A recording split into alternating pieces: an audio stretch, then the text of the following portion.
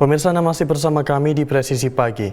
Capres Partai Demokrat Kamala Harris dan Capres Partai Republik Donald Trump akhirnya melakukan debat perdana. Setelah debat Trump dengan Presiden Joe Biden sebelumnya berujung mundurnya Biden dari pencalonan. Lalu sejauh mana debat akan mengubah dukungan calon pemilihan? Berikut laporan Virginia Gunawan dari VOA. Jabat tangan ramah antara wakil Presiden Kamala Harris dengan mantan Presiden Donald Trump saat keduanya menghadiri peringatan serangan 11 September 2001 di kota New York bersama Presiden Joe Biden dan Cawapres Partai Republik J.D. Vance. Malam sebelumnya, Harris dan Trump beradu argumen seru selaku calon Presiden Partai Demokrat dan Partai Republik. First debate for Kamala Harris where seasoned Donald Trump has had 7 contrasting styles and backgrounds and kind of philosophies in the debate. So it was a real clash of differences between the two. Ditemui dekat studio ABC di Philadelphia, tempat debat berlangsung, pendukung Harris maupun Trump punya reaksi berbeda terhadap kandidat yang mereka dukung. Kamala Harris, all she did was attack him. She didn't talk about the policies. She didn't talk about her differentiations between her and the Biden administration. When Afghanistan came up, what did she say? A lot of nothing. She did exactly what she needed to do. She showed to those undecided voters what Democrats have known about Kamala all along, how strong she is, the plan that she has, what a great senator and vice president she has been, and that she's going to be a great commander-in-chief. Debat capres ini terjadi kurang dari 2 bulan jelang pemilu, bahkan di sejumlah negara bagian, in-person early voting atau memilih terlebih dahulu akan segera dilangsungkan. Jejak pendapat New York Times dan Siena College menunjukkan 28% pemilih Amerika merasa mereka masih ingin tahu lebih banyak tentang Harris, sementara hanya 9% yang merasa ingin tahu lebih banyak tentang Trump. People's attitudes about Trump are grounded in 9 years of they're getting information about him. People know who the vice president is by name, but they don't have strong opinions about the vice presidents most of the time. Di luar calon pemilih yang belum tentukan pilihan mereka, debat yang disiarkan langsung secara nasional cenderung menguatkan pilihan mereka. Everything I've heard from her come out of her mouth, and she's had all these years to do this, but she hasn't done it. Donald Trump trailed off. He often related it back to a xenophobic remarks about immigrants instead of actually answering the questions. Tapi analis mencermati, bagi mereka yang belum menentukan pilihan, debat capres menjadi kesempatan menimbang kembali kedua capres.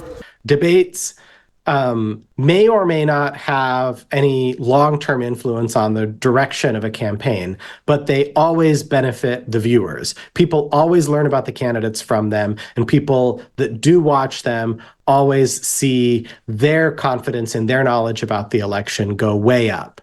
Belum dipastikan apakah akan ada debat kedua antara Harris dan Trump, tapi Senator J.D. Vance dan Gubernur Minnesota Tim Walz dijadwalkan menggelar debat cawapres pada tanggal 1 Oktober. Dari Washington DC, Virginia Gunawan dan tim. Pemirsa, Indeks Resiliensi Dunia mengungkapkan negara-negara Asia Tenggara termasuk Indonesia menjadi kawasan paling resilient dalam menghadapi bencana. Indonesia mendapat skor tinggi dalam persepsi kepedulian tetangga dan pemerintah, namun masih perlu meningkatkan upaya adaptasi perubahan iklim. Berikut laporan Rio Tuasikal dari VOA.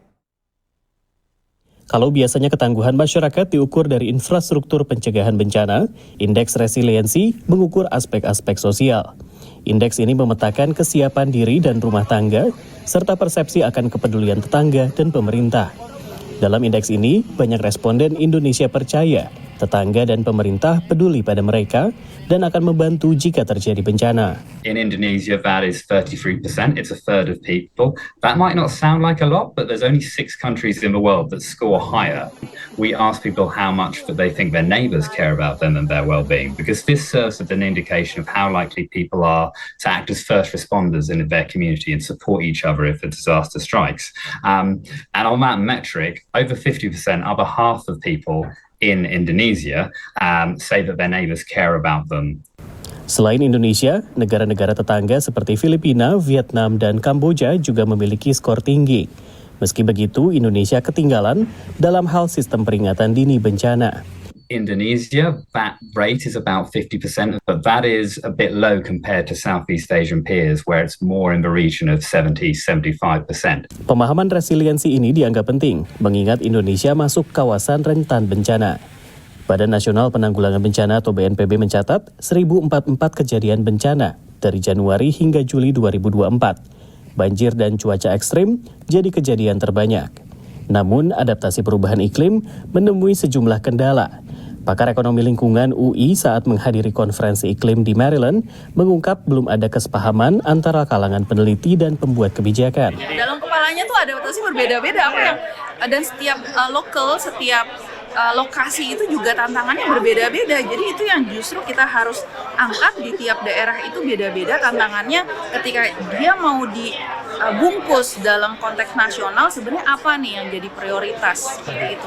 Sementara itu dalam kesempatan yang sama, pakar dari Bank Dunia mengatakan kelompok rentan seperti masyarakat miskin dan kelompok disabilitas akan lebih terdampak oleh perubahan iklim. Karena itu dia menyerukan perhatian khusus kepada kelompok-kelompok ini. Entah itu gender, apakah dia perempuan atau laki-laki, karena perempuan biasanya lebih rentan. Kemudian ethnic groups, misalnya orang-orang yang dari ethnic minorities seperti masyarakat adat, karena secara historis mereka juga kelompok masyarakat yang memiliki sedikit akses terhadap basic services, mereka akan lebih kecil kemampuan adaptasinya terhadap perubahan iklim. Berdasarkan studi Kementerian PPN Bappenas, akibat dampak perubahan iklim, Indonesia berpotensi mengalami kerugian hingga 115 triliun rupiah pada tahun 2024. Dari College Park, Maryland, Rio Tuasikal, VOA. Pemirsa, tetaplah bersama kami, Presisi Pagi akan segera kembali.